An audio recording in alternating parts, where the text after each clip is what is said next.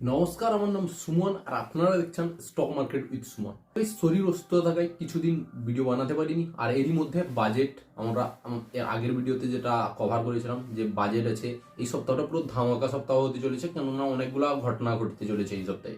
তো স্টক মার্কেটে আমরা খুব একটা ভালো মুভমেন্ট দেখতে পাবো, আর ওটা আমরা দেখেছিও, ওই ধামাকাটা আমরা দেখেছিও। কয়েকদিন স্টক মার্কেট খুব ভালো মুভমেন্ট দিয়েছে। আর এই যে বাজেটটা 1 তারিখ পেশ হলো, ওটা নিয়েও আমরা এই ভিডিওতে ডিটেলসে আলোচনা করবো। বাজেটটা আমাদের স্টক মার্কেটের জন্য কতটা ভালো বা কতটা খারাপ, ওটা নিয়েও আলোচনা করবো, আর কিছু স্টক নিয়েও আলোচনা করবো।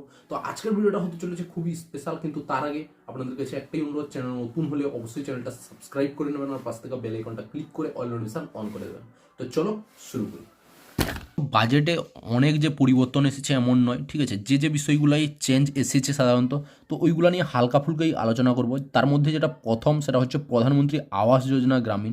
এখানে পরিবর্তন এসেছে। এখানে দেখো বাজেট 2024 প্রধানমন্ত্রী আবাস যোজনা, এখানে 66% ইনক্রিজ করেছে, যেটা ব্যালেন্স দাঁড়াচ্ছে 79,000 কোটি টাকার, ঠিক আছে। তো এটা এত বেড়েছে কেন? কারণ এখানে দেখো 2 কোটি বাড়ি দিচ্ছে মিডিল ক্লাস, যারা মিডিল ক্লাস তাদেরকে 2 কোটি বাড়ি এই যে তোমার কি বলে প্রধানমন্ত্রী আবাস যোজনার অন্তর্গত করেছে, যেটা খুব ভালো পদক্ষেপ, ঠিক আছে। তো বাজেটে সাধারণ মানুষের যে খুব পরিবর্তন এসেছে, খুব চেঞ্জ হয়েছে সেমন নয়। আর এই বাজেটটা যেহেতু সামনে লোকসভার ভোট আছে, তার জন্য এই বাজেটটা কি বললে টেম্পোরারি বাজেট বলতে পারো। এরপরে যে বাজেটটা পেশ হবে ওইটাতে সব কিছু ক্লিয়ারলি বোঝা যাবে, কিন্তু যতদিন পর্যন্ত ওটা ডিক্লেয়ার না হচ্ছে ততদিন তো চালাতে হবে সরকারকে। তো তার জন্যই এটা একটা বাজেট হয়েছে, ঠিক আছে। এখানে দেখো বাজেট সেন্ট্রাল রাইটস ক্যাপেক্স, এখানে ক্যাপেক্স 11.11 লাখ কোটি টাকা অ্যানাউন্স করেছে, ঠিক আছে। তো বাজেট নিয়ে হালকা ফুলকা আলোচনা করলাম, খুব একটা চেঞ্জ হয়নি, তার জন্য ডিটেলসে আর গেলাম না। এবার আমরা চলো কয়েকটা স্টক নিয়ে আলোচনা করি।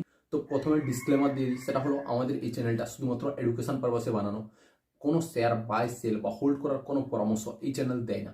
তো আমাদের প্রথম স্টক হলো পেটিএম। পেটিএমের যে নিউজটা এসেছে সেটা হচ্ছে পেটিএম ব্যাংক বন্ধ হয়ে যাবে, আর সেদিন থেকেই স্টক প্রাইস লোয়ার সার্কিট মারা শুরু করেছে, নিচে পড়েই যাচ্ছে, ঠিক আছে। 20%, 10% এক এক দিনে এরকম কারেকশন আমরা দেখতে পাচ্ছি। তো আমরা যদি পেটিএমের ফান্ডামেন্টাল চেক করি, তো প্রথমে চলো ফান্ডামেন্টালটাও দেখে নিই একটু।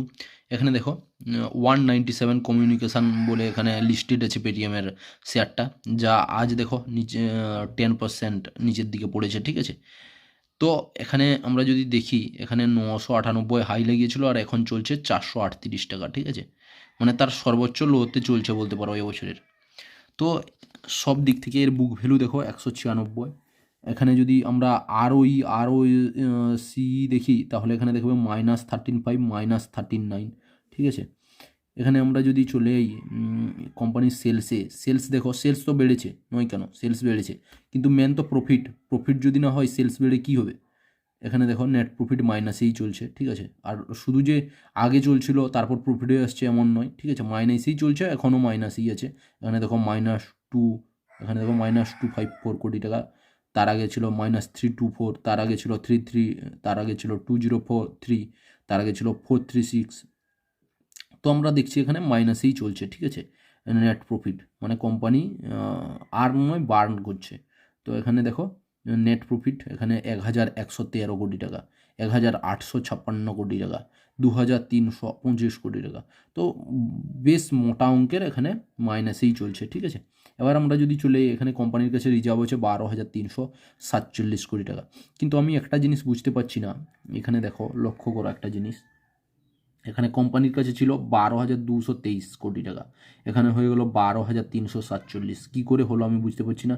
কেননা একটা জিনিস, কোম্পানি বিক্রি করছে, প্রফিট করতে পারছে না, লস করছে, তো এখানে জমা করছে কী করে, রিজার্ভ বাড়ছে কী করে? যদি কেউ এই বিষয়ে জেনে থাকো তাহলে অবশ্যই আমাকে কমেন্ট করে জানাবে। আমি এটা হয়তো দেখতে জানি না বা জানি না, অবশ্যই কমেন্ট করে জানাবে। এখানে ধারও দেখো কমছে, 207 কোটি ছিল 192 হয়ে গেলো, ঠিক আছে, অথচ কোম্পানি লস তো করছে। তো কি হচ্ছে এটা? এবার আমরা যদি একটু নিচে চলে যাই, শেয়ার হোল্ডিং প্যাটার্নে এলে এখানে দেখবো কোনো কিছু এখানে প্রোমোটারের কাছে নেই, সব কিছু আছে এফআইডিআই এর কাছে।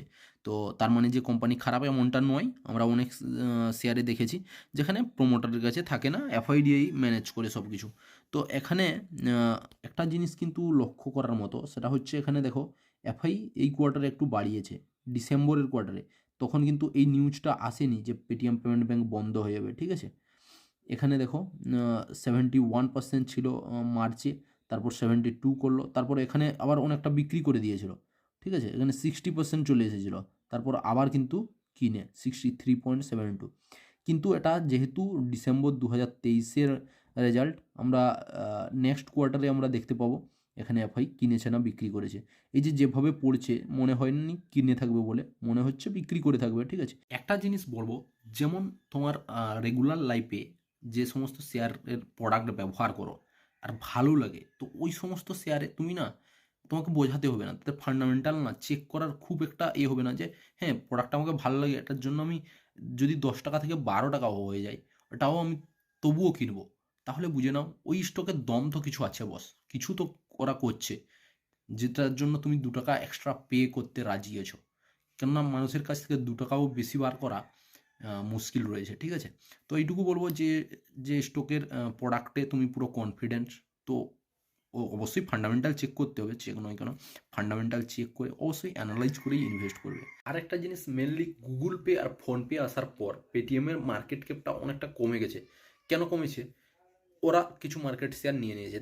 যেমন গুগল পে আর ফোনপে আসার পর তখন বেশিরভাগ মানুষ গুগল পে ফোনপে ইউজ করছে তাদের অফলাইন ব্যাংকের মাধ্যমে, অফলাইন ব্যাংকের সঙ্গে লিঙ্ক করে দিচ্ছে, আর ওখান থেকে ওরা রিচার্জ করতে পারছে, সব কিছু করতে পারছে। অফলাইনে গিয়ে মেন কথা ক্যাশ জমা করতে পারছে, কিন্তু পেটিএমে কিন্তু ক্যাশ জমা করতে পারবে না। ওই অনলাইন থেকে কেউ ট্রান্সফার করবে, তাতেই ঢুকবে পেটিএমে, তারপর তুমি ইউজ করতে পারবে। তো লোকের সুবিধা হচ্ছে অফলাইনে তারা জমা করছে, মোবাইল থেকে গুগল পে ফোনপের মাধ্যমে রিচার্জ করে নিতে পারছে।